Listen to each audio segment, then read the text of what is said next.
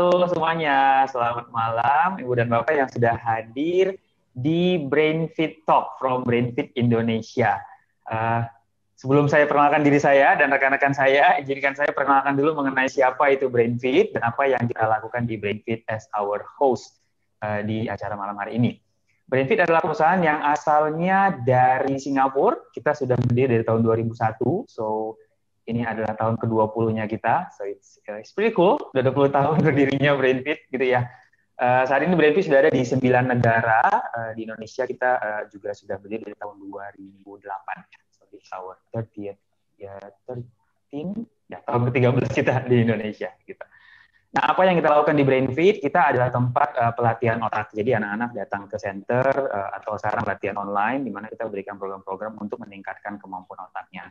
Kita desain program kita mengikuti hasil penelitian di bidang neuroscience, specifically namanya neuroplasticity. Orang tuh bisa search lagi nanti lebih jauh, saya nggak akan bahas terlalu jauh. But basically kita komitmen untuk making sure, memastikan semua program-program kita itu berdasarkan hasil penelitian terbaru. Ini adalah beberapa partner dan penghargaan yang sudah kita dapatkan. Sekarang kita punya 3 jenis program yang mengcover anak dari usia 9 bulan, ada namanya BrainFit Baby, 9 bulan sampai 35 bulan. Kemudian kita punya BrainFit Junior, ini untuk anak-anak usia preschool sampai TK. Kemudian ada BrainFit Scholar untuk anak usia SD sampai SMA. So kita punya program dari 9 bulan sampai 18 tahun. Saat ini di Indonesia kita punya 4 center. Sekarang sih kita lakuinnya semua programnya online gitu ya, tapi kita juga punya center fisiknya, ada di Kelapa Gading, Kebun Jeruk, ada di Gading Serpong, dan ada di BrainFit Bogor. Oke, so itu pengenalan sedikit mengenai BrainFit. Kemudian saya mau jelasin dulu mengenai event kita malam ini. Ini adalah BrainFit Talk, di mana konsepnya adalah talk show. Jadi nanti kita akan ngobrol-ngobrol santai, membahas topik mengenai menjadi jagoan home learning. Gitu ya, nanti kita akan bahas lebih jauh. Karena konsepnya talk show, sambil kita ngobrol, untuk Ibu dan Bapak yang ada pertanyaan, boleh langsung submit aja pertanyaannya. Kita ada menu Q&A, nanti di tengah-tengah sesi atau di akhir sesi kita akan jawab pertanyaan-pertanyaan dari Ibu dan Bapak. Mohon dipastikan pertanyaan disubmit, disertakan juga informasi anaknya ya, seperti usianya misalnya, itu akan membantu kita untuk menjawab pertanyaan orang tua. And also, please make sure pertanyaannya relevan dengan topik kita malam hari ini. Kalau misalnya ada pertanyaan yang belum relevan, kita akan simpan dan kita bahas di sesi kita yang berikutnya. Oke, so that's about our event this evening. Oke. Kemudian saya mau kenalin dulu diri saya dulu ya. Saya adalah Mr. Irfan, saya adalah salah satu center manager di BrainFit Indonesia. Hari ini saya ditemenin oleh rekan saya, Miss Nancy. Miss Nancy juga adalah center manager di BrainFit Indonesia. Say hi, Miss Nancy. Halo malam Bapak. Hai, ya. Kemudian kita juga ditemenin oleh Miss Iren. Miss Iren adalah master trainer di BrainFit Indonesia. Say hi, Miss Iren. Halo everyone. Iya, Miss Iren adalah salah satu master trainer juga di BrainFit Indonesia. Beliau juga adalah certified play therapist dan certified parent coach. Malam hari ini kita juga ditemenin oleh Miss Sandy. Say hi, Miss Sandy. Hai, everyone. Hai, Miss Sandy. Miss Sandy teman kita jauh-jauh dari Singapura. Ya, Miss Sandy juga adalah certified play therapist and certified filial play coach. Okay, so that's all the introduction. Yeah. Thank you, Mr. Irfan, sudah memperkenalkan kita semua. Oke, so let's get this started. Topik kita malam ini kita akan bahas jagoan home learning. Mr. Irfan, pada saat Mr. Irfan dengar jagoan home learning, yang perlu jadi menurut Mr. Irfan yang perlu jadi jagoan home learning nih, kita mau equip parents-nya atau anaknya ya? What do you think? That's a good question. Well, gambarnya sih anaknya ya, Miss. But I don't know. Let's see how this conversation goes. Feels like this is a tricky question ya. Yes.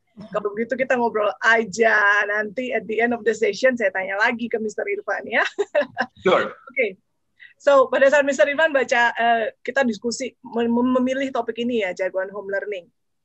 Menurut Mr. Irfan gimana? Kalau menurut saya, senang banget sih ada topik ini, karena dari chatting dengan beberapa parents itu, ya kalau ingat kita sudah di masa pandemi ini dulu, flashback dulu di bulan Maret, wow, itu masa-masa yang semuanya everybody is adapting ya. Dan saya ingat semua parents juga overwhelm ya dengan kebiasaan-kebiasaan baru gitu. Kayaknya semakin kesini memang udah semakin terbiasa ya dari chattingan dengan beberapa parents.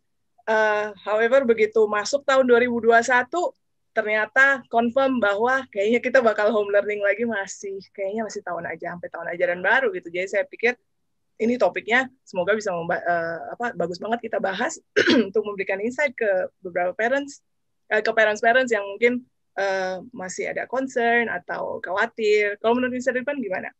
Ya, setuju banget Miss. Kita membuat topik ini tuh kepemikirannya exactly the same. Dimana despite udah berapa bulan ini gitu ya, I think masih banyak orang tua, including myself, that would appreciate this kind of conversation karena perjalanan masih panjang ternyata, at least 6 bulan lagi gitu. So we still have to stick with this. So I think and I hope semoga di malam hari ini kita bisa belajar banyak ya mengenai how to be. Benar banget. It's good to equip ourselves ya. Yes. Miss Sandy, hi Miss Sandy, you have 3 kids. Yes. You have 3 kids. Gimana pada saat udah dapat konfirmasi? Oh iya, kayaknya masih sampai tahun ajaran depan nih. How did you take that? Mixed feelings sekali ya. kita take the best out of everything aja, but of course ada perasaan worry juga, ada perasaan happy juga. It's both mixed gitu, mixed feelingsnya. Mixed feelings ya. Thank you for that, Miss. Ada perasaan happy-nya juga ya, Miss. Can you share on that? How apa yang membuat Miss Sandy happy? Happy online learning karena sekarang kan semua anak-anak di rumah, so we get to spend a lot of time together. We get to have a lot of family time, a lot of bonding time. Nggak dikejar-kejar. Last time dulu itu and traffic is really bad. Kan dulu kita masih ke sini, ane masih ke situ.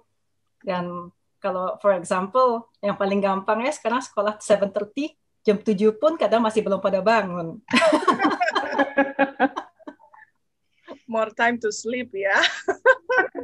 That's a good point. Dulu, I was like, 7:30 sekolah jam 6-an udah mesti bangun. Iya, ada silver liningnya. Miss Iren gimana? Yes. Miss Iren anaknya sudah besar-besar ya? Mungkin nggak terlalu. Kalau saya sih anaknya sudah besar. Yang satu udah 22 tahun, yang satu sudah 17 tahun, dan yang 17 tahun itu sudah di college sebenarnya. Jadi pola belajarnya, tanggung jawabnya yang sudah terbentuk ya. Jadi saya nggak begitu hektik lagi punya anak kecil-kecil di rumah, mesti dikejar-kejar belajarnya. Tapi ya itu. However, saya ribet juga dan ikut merasakan karena banyak parents-parents yang mesti kita bantu juga kan gitu. Yang masih kewalahan dengan home learning, masih banyak kekhawatiran dan lain-lain. Iya. Maybe ada banyak parents lain yang bisa relate dengan relate with that ya. Misalnya pada saat kita bicara jagoan home learning, saya pikir mungkin sebagai parents pada saat memikirkan jagoan home learning, saya mikirnya kayak ini being in control ya, maksudnya a winner, right? Maksudnya nggak to keep things under control, not out of control dengan situasi sekarang.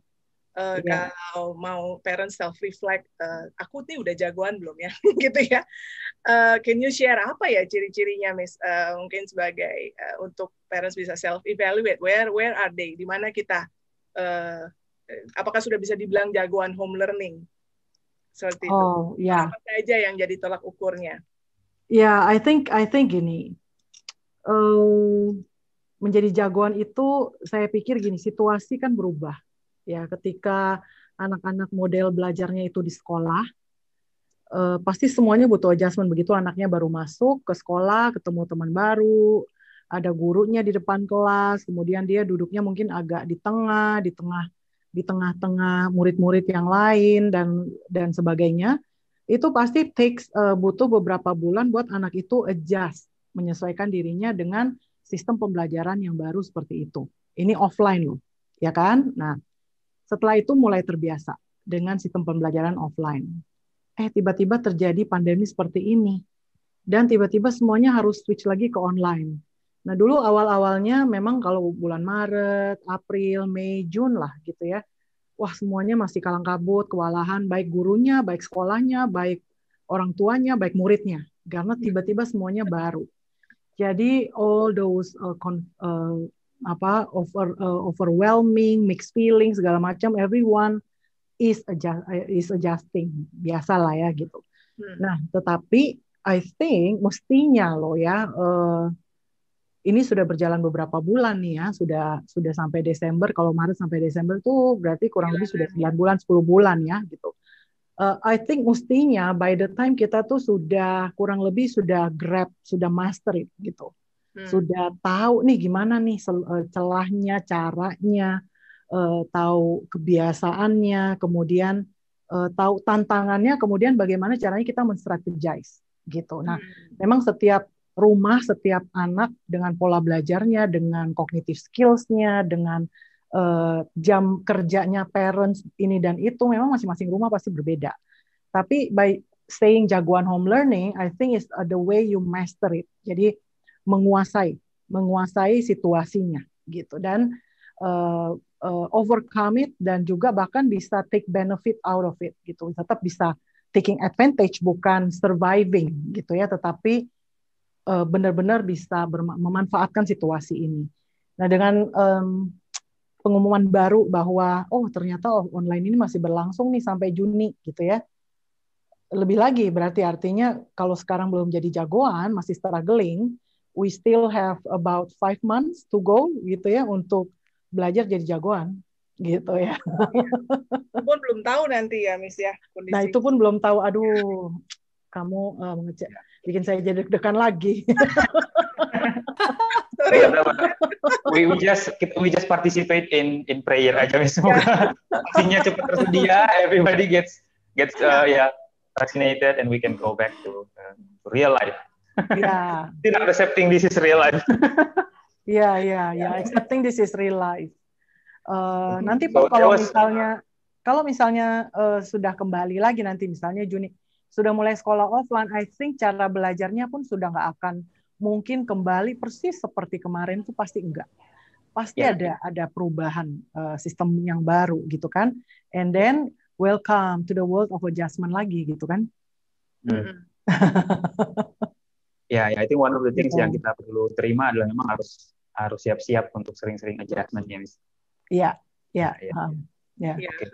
So there would be ideally ya udah 10 bulan pengennya sih udah menguasai gitu ya, but I think it's easier said than done. I think we all now realize that gitu. Sekarang mungkin Miss Andy ya, karena kan ada 3 gitu. So, sekarang usia SD and SMP if I'm not mistaken ya, Miss. So boleh sharing mungkin Miss, apa sih challenge-nya, apa tantangannya Miss? Untuk tadi kalau Miss yang bilang kita perlu menguasai situasi ini, kita perlu take advantage gitu kan, tapi pastinya ada tantangannya. Dari pengalaman Miss Andy sendiri, apa aja sih Miss tantangannya yang udah dialami so far? Tantangannya kayaknya banyak. I think I share with a lot of parents yang one of the biggest issue itu kayaknya anaknya itu lebih pintar daripada kita. Bisa split screen, tiba-tiba setengah dengerin kelas, tiba-tiba setengah main game, atau nonton kelas, nonton YouTube, atau sambil dengar kelas, sambil chatting. Mereka itu like they are smarter. We even had to learn how to split screen, but they just kayak automatic gitu. And kadang gregetan kan, lagi sit and then benar. Iya benar juga ya, anak-anak itu kayaknya nggak perlu diajarin ininya, kayaknya I think most of the time kita orang tua yang belajar Zoom gitu, anaknya kayaknya just utak-utik sendiri, mereka tahu and they know the loophole in it gitu. Pintarannya mereka gitu. Itu kayaknya dialami oleh mostly some parents that I work with dan I coach juga komplainnya begitu. Kayak ya udah belajar Miss di kelas, tapi setengah monitornya, screen-nya adalah main game gitu kan, or something else. Ada yang kepalanya aja katanya Miss yang kelihatan. Oh, itu saya pernah langsung sendiri gitu ya. Saya lagi ngomong nih sama anaknya, kemudian saya bertanya karena yang kelihatan cuma setengah kepalanya. Terus saya tanya gitu bahwa I want to see your face. Dia bilang, "Oh, kalau saya turunin lagi screen-nya backlight Miss, backlight memang iya di belakangnya tuh ada kan apartemen, jadi belakangnya tuh jendela gitu ya, pintu. Nah, jadi saya pikir oh ya make sense kalau backlight kan nggak enak juga silau, jadi dia cuma kelihatan hitam-hitam gitu. So ya I keep continuing sesi sama dia jawab loh dengan normal gitu. So I didn't think pada saat itu bahwa dia lagi main game. Sampai akhirnya sesi dengan dia selesai, saya ngobrol sama mamanya, kemudian mamanya baru bilang, tadi kan dia sambil main game nih setengahnya gitu. Saya merasa sangat tertipu. Ya, jadi basically lebih sulit ya untuk guru dan orang tua memastikan anaknya benar-benar belajar gitu, karena kita nggak tahu ada apa di mejanya, ada apa di layarnya gitu ya. And that just itu kita masih ngomongin perilaku anaknya, kita belum ngomongin disiplinnya, belum ngomongin technical issue-nya, belum ngomongin internet issue-nya. Kayaknya banyak banget ya challenge-nya, Miss. Ya, mungkin Miss Nancy pernah dapat cerita dari orang tua, like challenge apa yang anaknya hadapi, Miss? Iya, salah satunya itu ya split screen sambil main game. Kemudian ada satu lagi gini, mungkin tipe anaknya ya. Jadi emotional regulasinya tertrigger karena pada saat anaknya mau menjawab pertanyaan, mau engage dan mau menyampaikan pendapatnya, somehow terasanya sepertinya gurunya tidak merespon. Karena mungkin ada technical issue ya, ada delay seperti itu. Internet. Ya, betul. It's also a challenge ya. Ya, that's another thing-nya. Kayaknya beda usia pun mengalami challenges yang berbeda ya. Kayak tadi yang split screen mungkin. Betul. Ya. Anak TK mungkin like having 3 kids different age. Do you find ada bedanya challenge anak yang lebih kecil sama yang lebih besar gitu, beda nggak challenge-nya? Challenges-nya beda, tapi generally yang split screen itu across the years.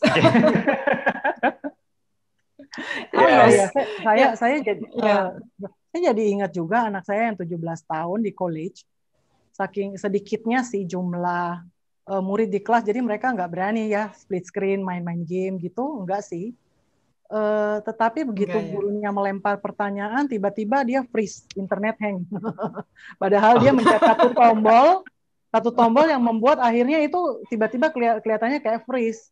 And then saya ngelihat dan saya tanya, itu bisa ada tombolnya ya? Dia bilang iya, tinggal pencet gini aja langsung kelihatan freeze gitu loh. Terus gurunya panggil, Megan, are you freezing? Terus dia diem aja, jadinya dia diem gitu.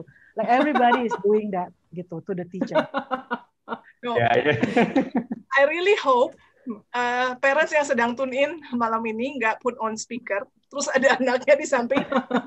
Memberikan mereka ide ya. So use earphone, Bapak Ibu. While we're discussing this giving new ideas ke anaknya of that's a strategy. Okay, that's the base. Okay. Enggak, they know already. Semua itu kayak pengetahuan umum buat mereka. Ya. So I guess now with all of this dengan semua tantangan-tantangan ini gitu ya, Miss. Tadi dia contohnya yang split screen dulu deh. I think itu yang semua orang kayak orang tua kayaknya ngalamin ya gitu. So apa yang harus dilakukan orang tua? Apa harus ditemenin terus anaknya, or what do you think, Miss Jiren? Depending on the age ya. Kalau TK pokoknya preschool, TK tuh menurut saya ya memang harus ditemenin. Semuanya tergantung dari skill anaknya sih. Kalau kemampuan belajar secara independence-nya itu memang sudah terbentuk. Ada loh K2 tapi sudah independen gitu. Jadi nggak perlu ditungguin terus di sebelahnya gitu ya, dia sudah bisa mengoperasikan screen-nya, dia sudah bisa engage, paling sekali-sekali aja ditengokin gitu ya, tapi nggak ditinggal 100%. Tapi ada juga memang yang benar-benar harus ditungguin, artinya ditemenin, disupport, kalau dia nggak paham mungkin dijelasin ulang lagi. Jadi benar-benar semuanya tergantung skill. Begitupun dengan SD ya, saya pikir sampai SD kelas 1, kelas 2, kelas 3, actually kelas 2, kelas 3 mestinya sudah cukup bisa ditinggal gitu. Tapi kalau kognitif skill-nya atau kemampuan belajarnya itu memang masih belum optimum, dia mungkin masih butuh bantuan. So, depends on the independence cara belajarnya si anak. Oke, ya. Nanti kita akan bahas lebih jauh ya, Miss, mengenai skill-nya. We will set a time to membahas spesifik ngomongin skill-nya gitu. Tapi kalau dari orang tua sendiri, apakah ada, mungkin Miss Sandy yang udah mengalami gitu, What did you do, Miss? Miss Sandy gimana dong hadapinnya kayak gitu? Dibiarin aja gitu atau what did you do? Ataukah ditungguin? Iya, jadi ditungguin semua tiga-tiganya dibarisin gitu. Depends on the parent. Yeah, I do parent filial coaching. So the same thing, like I tell them, like I will tell myself too, if you want it to change, you have to be there. Yeah, if you want the child untuk nggak split screen, to have the discipline and you want to train, you have to be there. You have to spend the time and effort to sit with the child and then see. But if you are not willing to do it and you don't have you don't have the patience or you don't have the time, because you're working atau masih masak atau masih ngapain, then you just have to accept that anak itu akan begitu. Tapi kalau if that's what is important to you, you need to make the effort. There is no other way during this home learning. So the choice is back to the parents. Parentsnya bisa terima nggak anaknya split atau anaknya hasilnya begitu masih bisa is good enough but is not doing as well. Yeah, this is one of the daunting for home learning sih menurut saya. I see.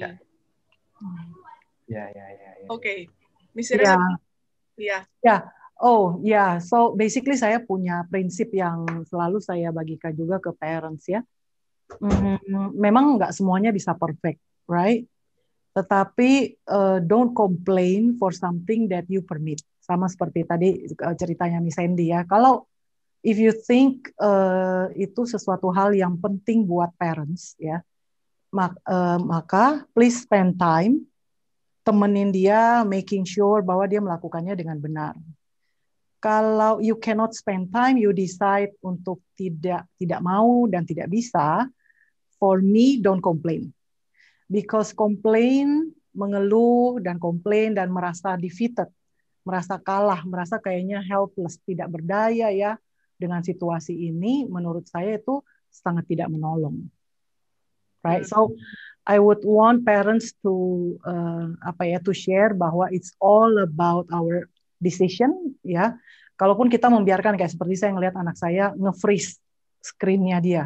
Oh, begitu toh caranya gitu ya. Terus saya tungguin, saya liatin, oh teman-temannya juga sama. Terus saya belajar down tombolnya gitu kan, biar saya juga bisa.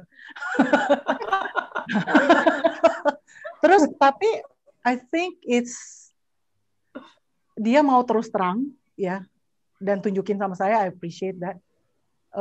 Ketika ada waktu, and then saya ngobrol sama dia, efeknya apa sih kalau kamu begitu gitu.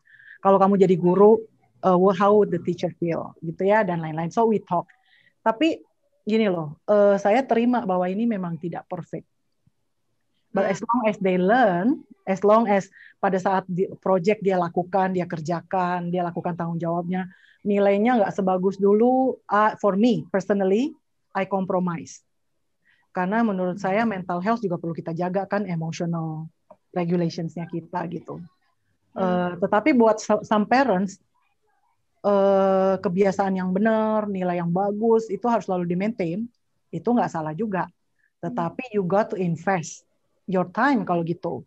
Jadi nggak bisa keep complaining atau merasa helpless, tapi at the same time not do anything. I see. Okay. Wow, thank you for sharing that insight and perspective, and I really like that. Jadi, I really like that. Do not complain or feeling helpless. Do not let ourselves sesuatu yang kita izinkan terjadi. Ini is a choice ya, Miss ya. Yeah. Yang saya lihat adalah itu adalah mindset shift. I would say ubah perspektif cara berpikir. Tadi Miss Iren share bahwa apa yang Miss Ira, how you respond to Megan gitu. Yang saya lihat adalah itu karena Miss Iren sudah memilih untuk melihat dari perspektif ini, sudah memilih perspektif ini, yang membuat Miss Iren itu nggak kok begitu sih gitu kan. Maksudnya mungkin most parents like, kok begitu itu nggak boleh, nggak sopan, langsung right there and then, right? Tapi Miss Iren tuh sudah, oh ya malah meresponnya, oh ya kayak gimana sih, and then find another time untuk ajak ngobrol, ajak ngomong. So I see mindset shift sebagai salah satu strategi yang bisa membantu kayaknya ya dalam jadi proses atau ya journey menjadi jagoan home learning. Apakah ada perubahan mindset yang lain, Miss, yang mungkin Miss Iren bisa berbagi yang bisa berguna juga. Lagi, or Miss Sandy. Tapi I like that kalau if you don't have the resources to do it, ya kadang kita need to balance out ya, that this is not the ideal situation. Dan kita kan tadi ngobrol mungkin kita sampai Juli baru kita back to offline school. So I think the time is now January, tinggal 5-6 bulan lagi. If you think it's just left with 5 to 6 months that you can spend time with your children, that you are not in a rush, take the time to really bond with your children. Then, whatever values you want to impart, whatever things you want to teach them, your life skills, this is the time. Pemikirannya jangan, home learning lagi di rumah, tapi think of it as, ini cuma tinggal 6 bulan lagi loh kita di rumah rame-rame. Oke. Ya, teaching value ya, kesempatan untuk nanamin nilai-nilai keluarga ya, yang mungkin selama ini ya. Oke, disebut poin ya. Ini kebetulan ada pertanyaan nih, I think sejalan ya dari Bu Renata. Beliau bertanya, anaknya udah teenager usia 13 tahun yang sepertinya tidak menceritakan yang sebenarnya gitu, ketika dia belum ngumpulin tugas, katanya sudah ngumpulin tugas. And ya tadi waktu lagi sekolah online dia udah keburu main game, padahal orang tuanya udah coba ingetin, coba ditanya kendalanya apa gitu ya, Miss. So untuk anak-anak yang udah teenager yang udah mulai udah dalam tanda kutip terlanjur terbentuk perilakunya di luar dari ekspektasi orang tua gitu ya. Gimana caranya ya, Miss? Maksudnya adakah strategi orang tua harus mulai dari mana nih untuk mengubah perilaku anaknya dan set ekspektasi dan mindset-nya tadi? Mungkin Miss Irene dulu kali ya. Ya. Oke, so while tadi saya bilang bahwa kita tuh harus, jagalah, choose your battle, choose our battle ya. Yang mana yang mesti kita perangi gitu atau kita tegas, yang mana yang ya udahlah, yang ini kompromi sedikit gitu kan. Tadi seperti every parents itu juga berbeda lagi gitu, dan setiap kondisi anak pun berbeda.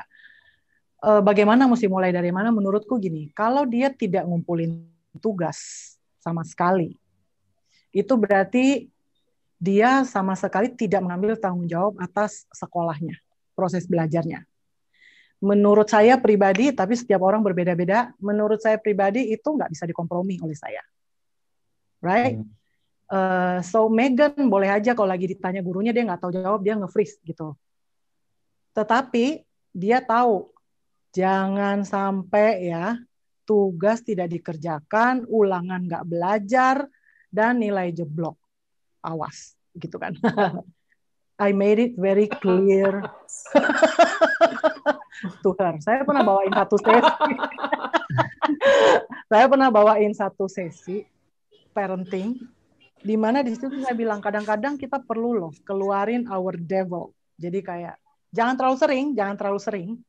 Tetapi untuk hal-hal yang sangat-sangat penting sekali yang nggak bisa ditawar, my devil itu, tanduk saya bisa keluar. Dan my kids know, kalau mami sudah keluar tanduknya, which is mungkin happen only once a year. Pokoknya saya jaga banget, tetapi they know already, dan sekali dia tahu, dia tidak main-main sama itu. Karena dia tahu, I have expectations, whatever, how you want to do it, pokoknya harus yang ini nggak bisa compromise. Yang ini mami bisa kompromi. So they learn between parents and the child. Akhirnya ada saling memahami ya. Kayak dia tahu sendiri mami yang mana yang nggak bisa ditawar, mana yang mami akan compromise, and bahkan akan support me gitu kan, dan lain-lain. So that communications itu harus terjadi. So really set expectations, set boundaries untuk hal-hal yang penting banget.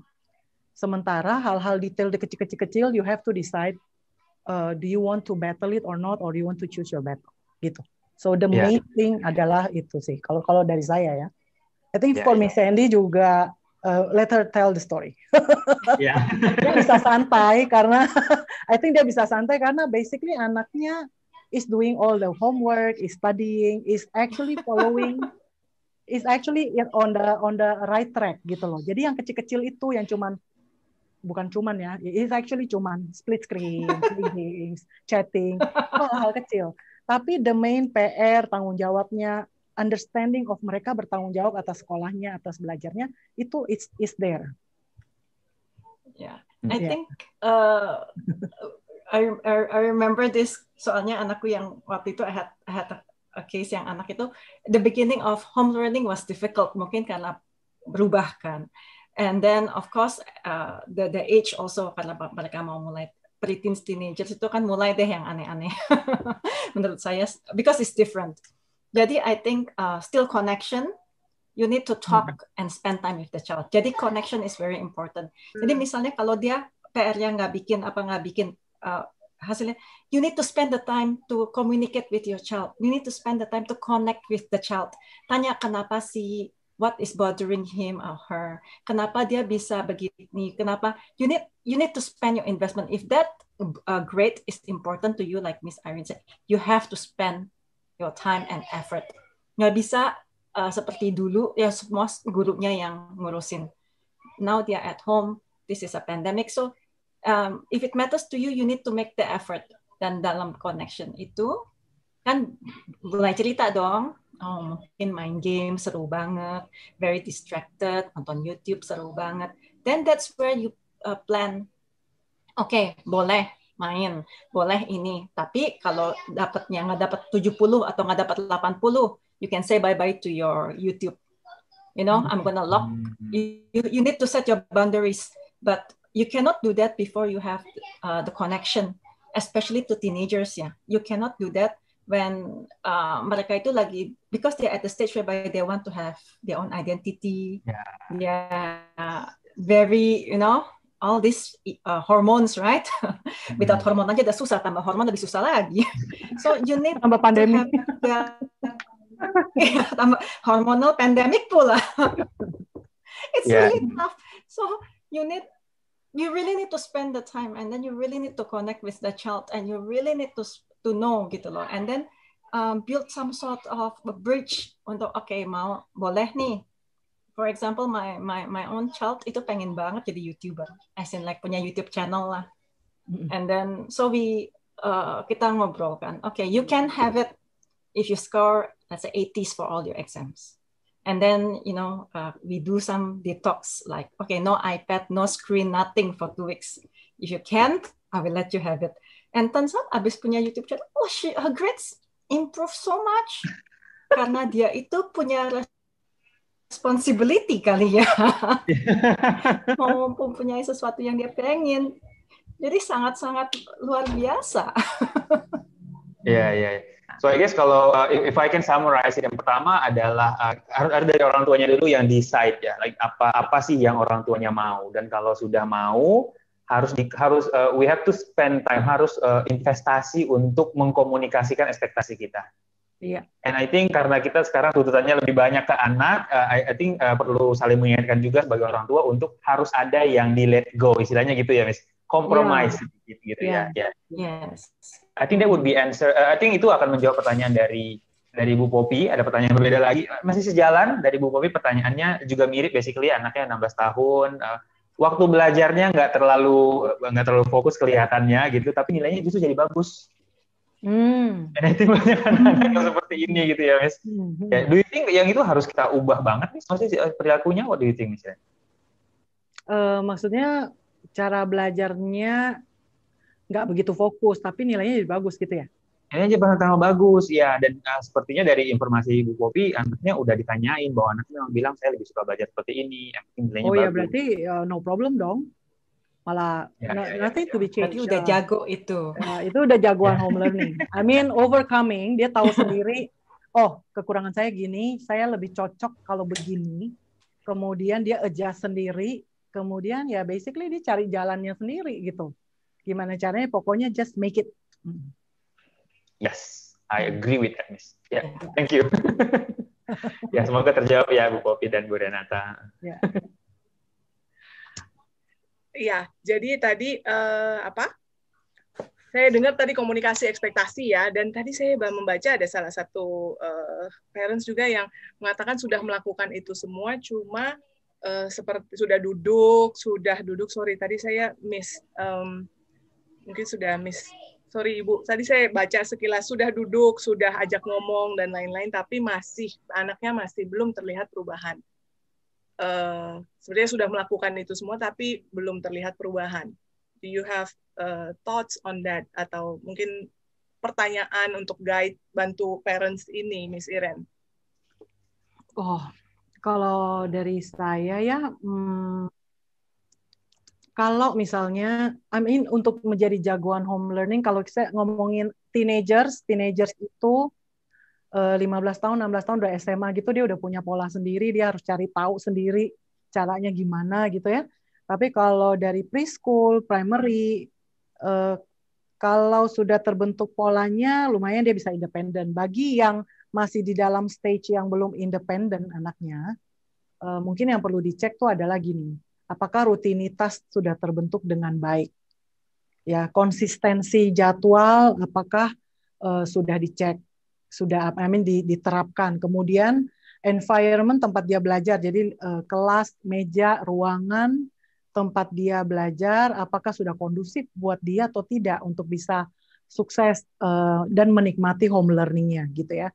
Itu semuanya. Nah, kemudian jika semuanya itu sudah dilakukan, ternyata kok masih susah ya, masih struggling, dan mungkin kita mesti cek di cognitive skill itu tadi, gitu, sehingga anaknya tidak independen ya. Cognitive skill itu kemampuan fokusnya, kemampuan memorinya, mungkin auditory processing ya.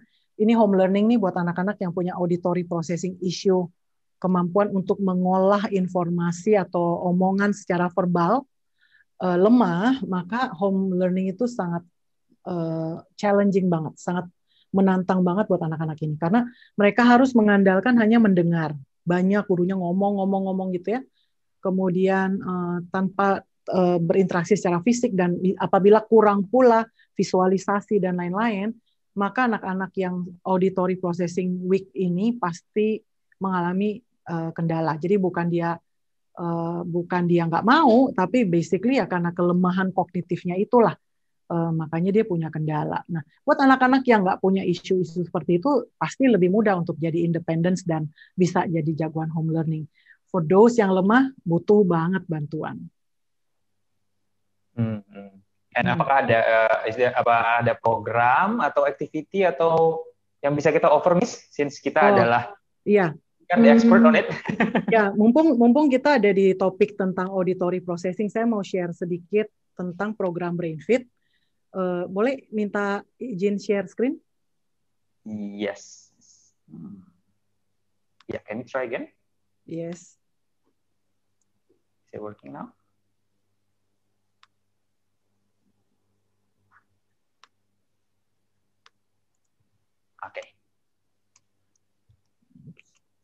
Oke, jadi saya mau jelaskan sedikit di BrainFit. BrainFit itu melatih semua bagian brain. Ada yang auditory, visual, fokus, memori, bahkan emotions, ya, perkembangan emosinya.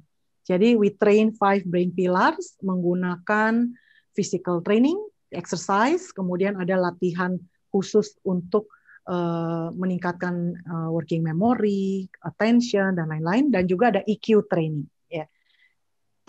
Jika Anda ingin tahu lebih banyak tentang program BrainFit, tidak akan dijawab di sini, waktunya nggak ada, tapi silakan hadir di BrainFit Information Session.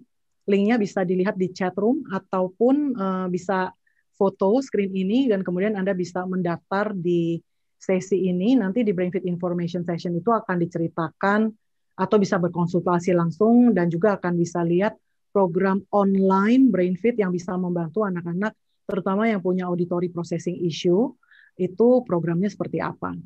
Nah, beberapa anak-anak yang doing exercise, ini kayak olahraga gitu kan, brain workout soalnya. Ketika kita berolahraga, biasanya pagi kita olahraga, rasanya sepanjang hari itu badan lebih fit, lebih ada stamina gitu. Begitupun dengan brain.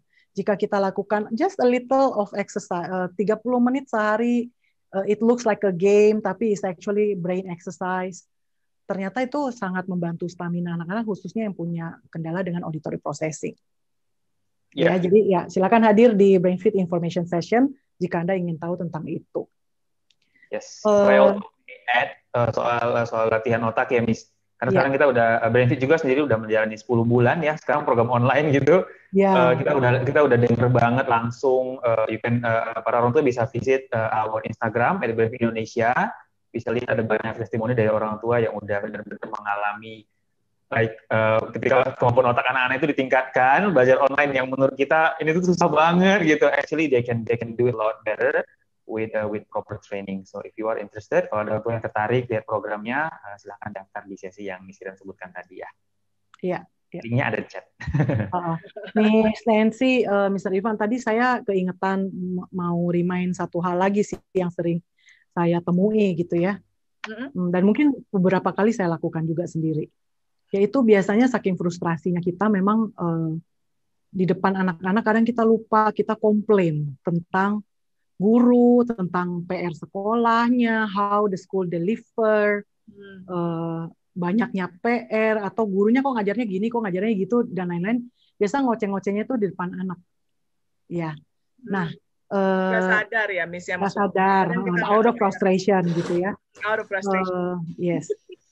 Tetapi itu tidak akan membantu. It's not really good, ya. It's not really good dan tidak membantu akhirnya anaknya mau berusaha karena anaknya nanti jadinya nggak respect sama gurunya dan juga nggak melihat bahwa oh ya udah why should I put effort toh kata mama ini tuh nggak oke, gurunya tuh kok ngajarnya gitu, kok pelajarannya gitu dan lain-lain, like so the respect they have towards the teacher and the school and the programs akhirnya tuh jadi terpengaruh dan we keep complaining kenapa sih home learning begini, kenapa kok susah dan lain-lain.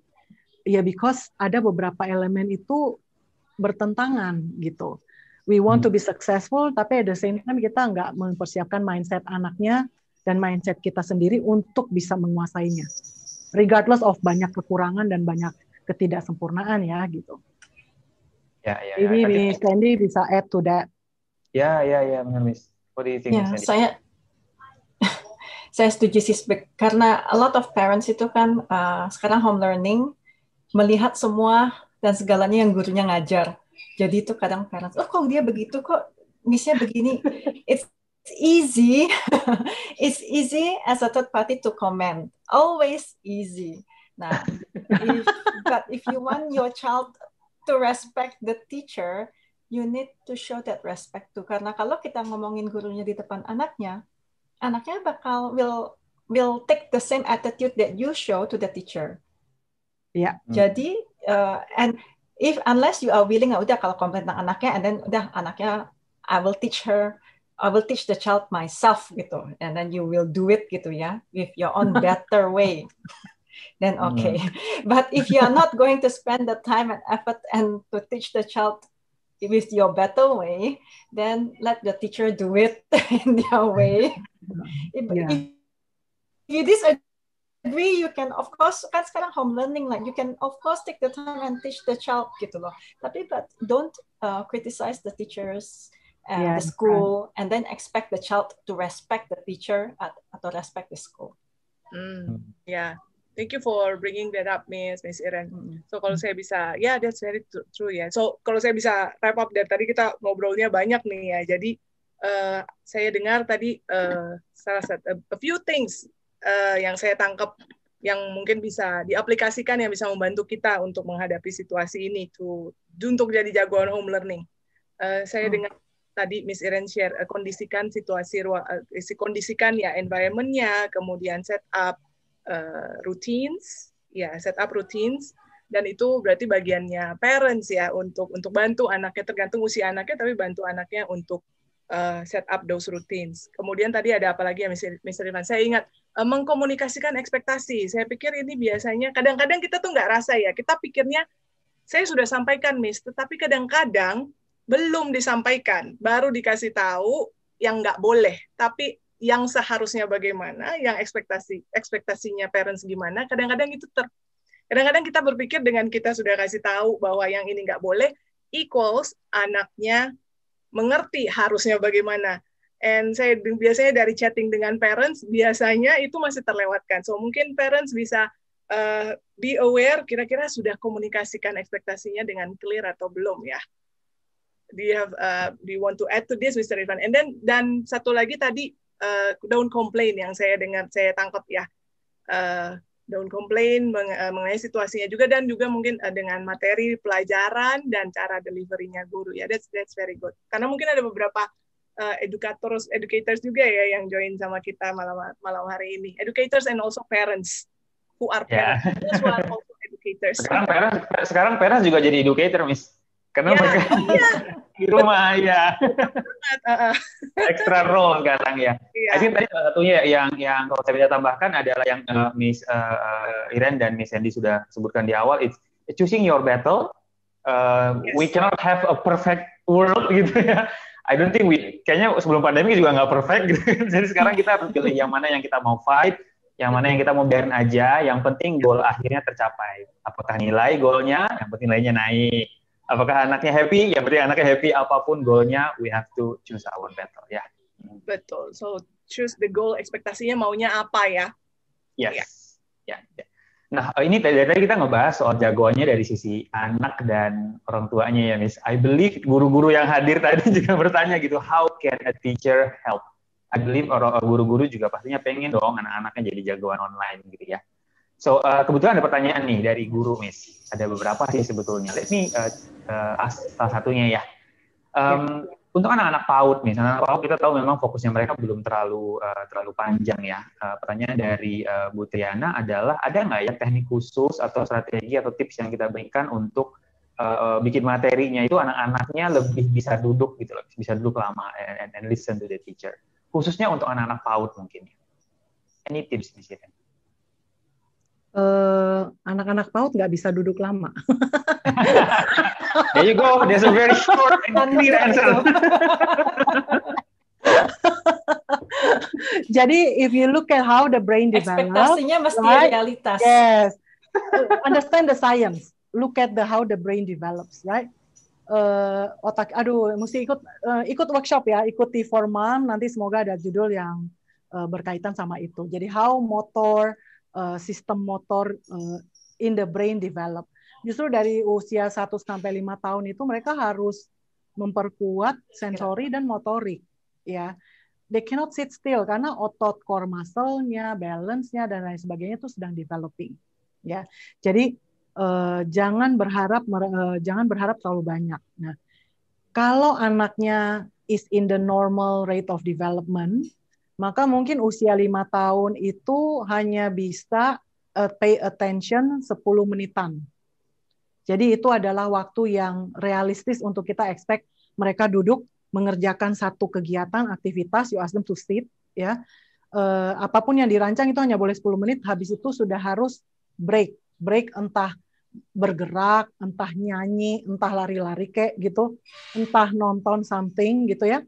Tetapi setelah itu kita sebut dengan brain breaks, habis itu baru masuk lagi ke kegiatan yang butuh attention, bisa duduk diam, tenang, lama. Lamanya berapa? Yaitu 2 kali usia. Ya, jadi di dalam merancang aktivitas, consider that. Terus, anak-anak PAUD itu, kembali lagi itu yang paling lemah develop adalah auditory. So, when you talk di screen, saya selalu bilang, beli mikrofon, ya. Suara itu beda kalau masuk ke speaker langsung dengan ada mikrofon.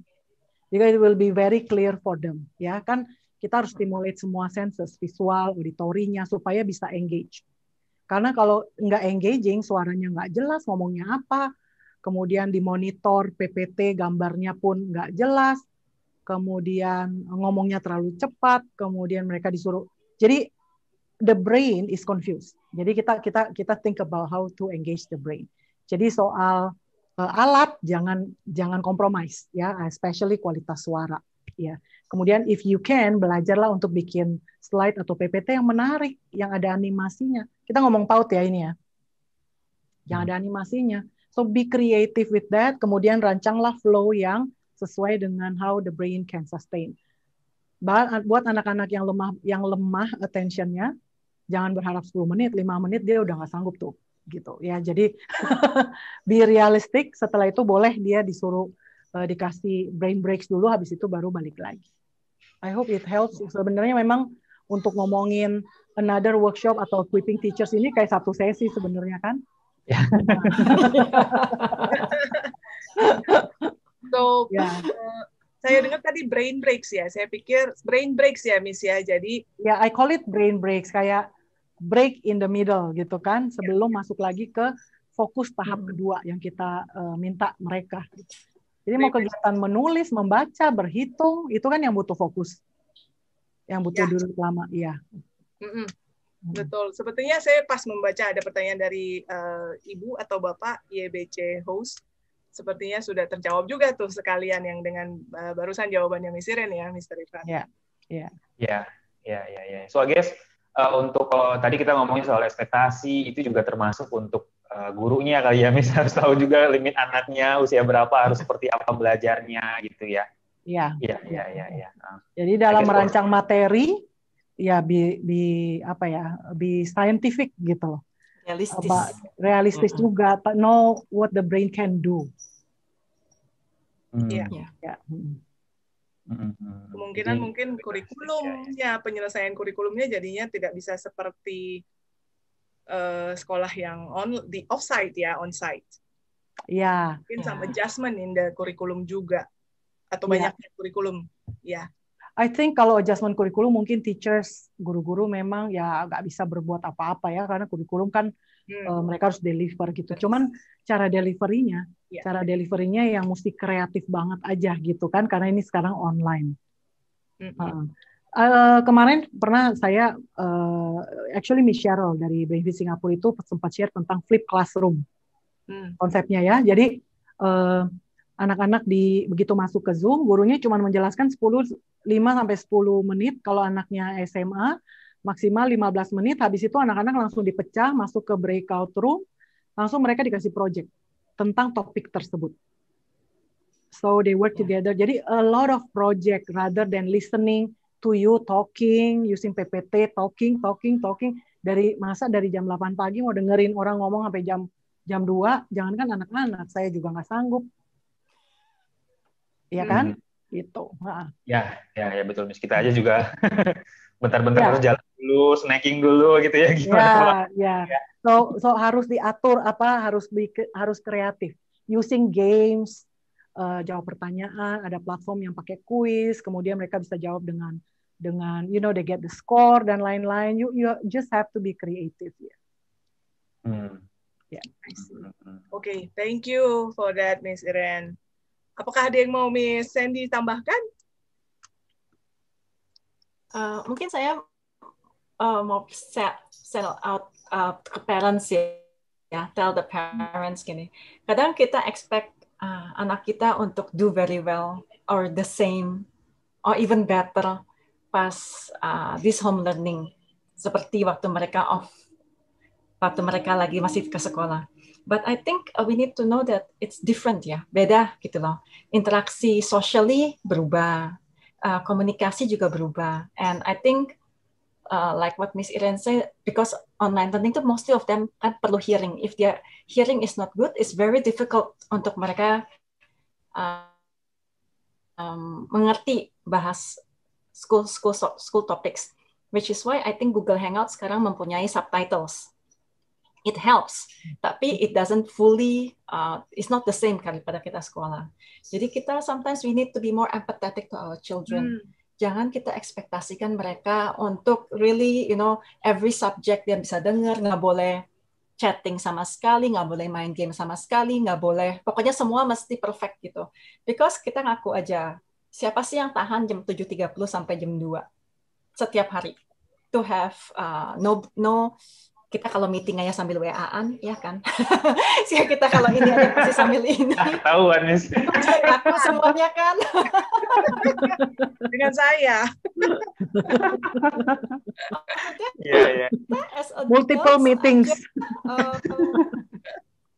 Yes, kita as adults aja begitu gitu. Do not expect something from our children yang kita sendiri nggak bisa. And we need to show them empathy. Karena kalau without that empathy, it's very difficult for the children to actually trust and communicate their feelings to you. Kalau if you're not open, you are not empathetic, cuma mintanya demands doang without two-way communication, susah gitu. And it's not easy. I'm telling you, it's not easy to really untuk dengerin guru 7:30 to 2 p.m. Yeah. So actually, I quite salute all the students and all the teachers sih. Yeah. I think kalau saya bisa tambahkan juga, it's kind of like kita nggak cuma bikin ekspektasi ke anak-anak ya, maksudnya ada anak-anak yang setelah mereka menjalankan semua perbedaan-perbedaan ini, they can still manage to get their score right gitu, or even improving.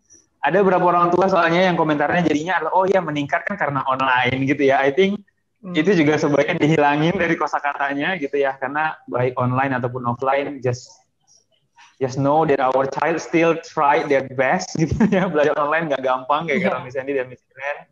The fact that they can still manage their score, I think selain empati di awalnya, and with the result, kita harus kasih apresiasi yang cukup juga kali ya, Miss, so that mereka juga tahu bahwa usaha mereka itu dihargai gitu ya.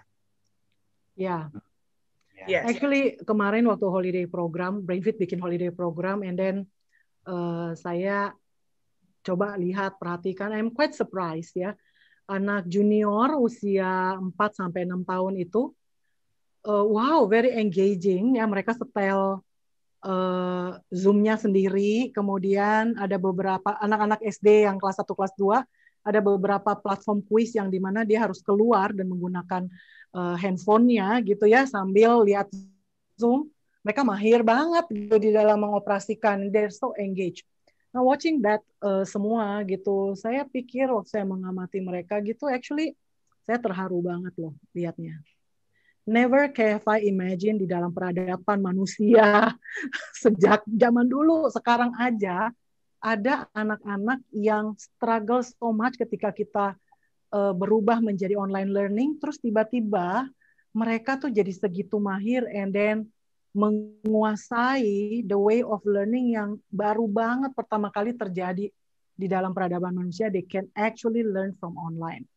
They can, di tengah-tengah mereka tidak suka, susah, nggak ketemu orang, nobody is there physically to support them.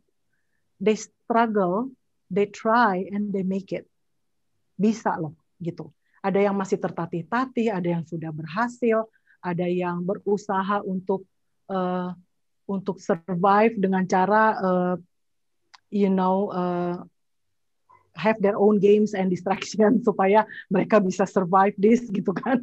Supaya mereka survive, right? Whatever they do, they are trying to survive this juga gitu ya kan.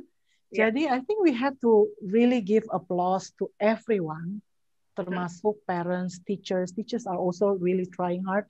Cuman memang teachers kan bukan graphic designer yang bisa bikin PPT cakep-cakep gitu loh ya. BrainFit aja kalau bikin workshop itu yang rancang PPT bukan saya kan, graphic designer gitu.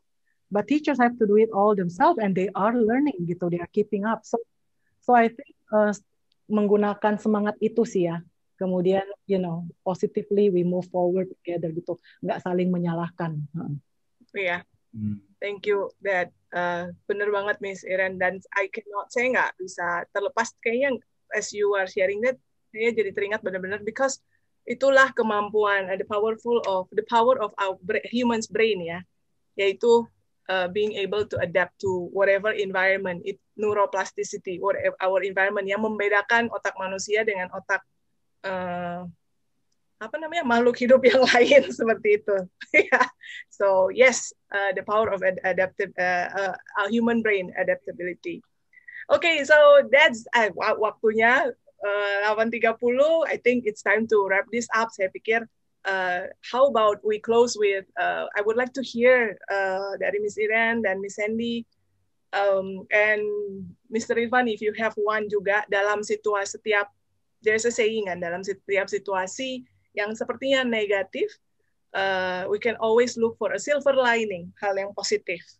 Ya, tadi ada sih sudah beberapa di share, cuma mungkin put it in one sentence, a few silver linings, but what would be one silver lining from Miss Sandy yang Miss Sandy mungkin mau share? For me, definitely take this time to bond with your family. There is no better time than this. Karena semua di rumah, there's no better time that you can create better relationship with your children and spouse, hopefully. Make time for it ya, mumpung nggak perlu spend time travel ya, Miss ya. Dan memang mengurangi nggak perlu spend time with anybody else. Yeah, but make time to bond with each other. Okay, thank you, Miss Sandy. Yes. Miss Iren. Silver lining ya, artinya the good thing out of this pandemic tuh banyak banget, right? Especially the family bonding. Tapi ya karena Miss Sandy sudah sebutin, I would go with maybe emphasizing my message ke parents. Don't complain for something that you permit. Jadi the attitude dan mindset yang merasa defeated, merasa kalah, merasa tidak ada jalan keluar, itu harus berhenti. And then start to think, gimana caranya aku nguasain ini. Ya, nomor satu, stop complain dulu. Karena if we keep complaining, especially in front of the kids, about anything, the school, the teachers, the everything, nggak akan bisa jadi jagoan, nggak akan bisa overcome.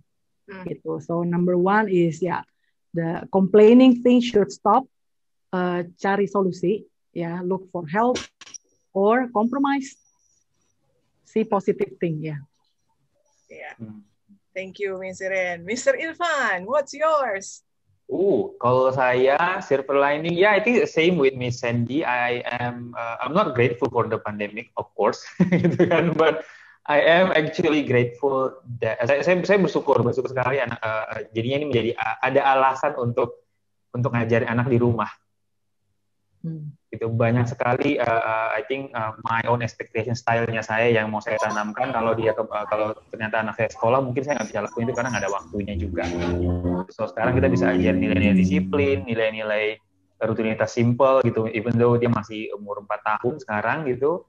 There's just so many things yang udah tercapai gitu, goal-goal yang saya mau capai dengan dia. Gitu. I think definitely that would be my biggest silver lining.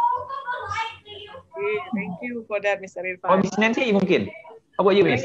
Wah, thank you loh udah tanya saya. Tadi saya mau menanyakan diri saya sendiri. What's your silver lining? Kalau saya itu tadi ya, saya melihat ini, wow, neuroplasticity ya, ternyata kita nggak ada yang menyangka 2020, 2021 ini akan terjadi. But through all these challenges, ternyata kita bisa. Jadi saya melihat kesempatan to stretch ourselves, belajar hal baru, banyak banget parents, anak, guru, para educators gitu ya, belajar untuk stretch all our skills and our emotional strengths juga ya gitu. Jadi melihat ini sebagai kesempatan untuk menjadi lebih baik sih. Gitu, we learn. Jatuh bangun, tapi at the end of the after all this over, kita look back bahwa wow, I did that gitu kan, we made it gitu, dan punya skill baru itu sih. So true. Okay. Good thinking, Okay, so to answer pertanyaan Miss Nancy yang pertama, siapa yang jadi jagoan home learning? Thank you. I guess now looking back apa yang tadi Miss Iren share, Miss Sandy share dari pengalamannya sendiri gitu. Even though saya sendiri anaknya masih 1 dan masih kecil juga gitu. I would say saya akan bilang bahwa yang pertama harus jadi jagoan itu adalah orang tuanya ya. Iya ya. Now looking back, I'm really high respect to my wife, dia yang ngajarin di rumah gitu. And I think anak-anak kita itu the child becomes a produknya mungkin ya. Produk kalau emaknya udah jago, bapaknya udah jago gitu, dan anaknya pasti juga jago karena komunikasinya tersampaikan dengan benar, ekspektasinya tersampaikan dengan benar. And ketika itu udah kita lakukan, nggak ada lagi jalan lain selain pasti jadi jago gitu ya, karena semuanya sudah kita lakukan dengan benar. And it start with us, I think, sebagai orang tuanya. Iya. Betul, Liz? Ya, jadi orang tuanya, I agree, orang tuanya itu jagoan gitu ya, baru anaknya bisa jadi jagoan, bantu anaknya juga untuk jadi jagoan. Ya. Yes. Betul sekali. Ya. I don't think there is no way anaknya bisa jadi jagoan kalau parents-nya masih masih helpless. Ya, nggak mungkin kayaknya anaknya jagoan sendiri deh. Betul. It doesn't happen that way, right? Betul. And I think thankfully that is our mission di Brainfeed. Our mission is to not just bukan cuma ngajarin anak-anak, tapi juga ngajarin orang tua gitu. So untuk para parents silahkan cek di chat, di situ ada link untuk ke event info session-nya kita. We are here for you. Orang tuanya dulu yang jadi jago, but you're not alone. Kita punya talk show seperti ini setiap 2 minggu sekali. Kita punya for Mom juga 2 minggu sekali, di mana kita share new information, new skills untuk para orang tua to achieve our goals tonight. Yaitu jadi jagoan online learner. Yes. Okay, so thank you so much Miss Sandy yang sudah join jauh-jauh dari Singapura. Thank you juga buat Miss Iren, and thank you Miss Nancy. I think ini adalah akhir dari acara kita malam hari ini. Again, jangan lupa follow our Instagram. Ada banyak informasi yang kita biasa bagikan di situ untuk anak dan orang tua. Dan ketika orang tua benar-benar tertarik dan siap untuk mengalami perubahan dari meningkatkan kemampuan otak anaknya, join our info session. Ada banyak informasi mengenai kemampuan-kemampuan otak anak yang bisa kita bagikan di sesi ini juga. Gitu ya. So I hope semoga semuanya belajar sesuatu yang baru. I know I did. And I guess thank you so much for joining us this evening. Terima kasih banyak. Sampai ketemu lagi di event kita selanjutnya. Thank you. Terima kasih. Selamat malam. Terima kasih. Malam. Thank you, Miss Sandy. Thank you, Miss Sandy. Thank you. Thank you for having me. Bye. Bye.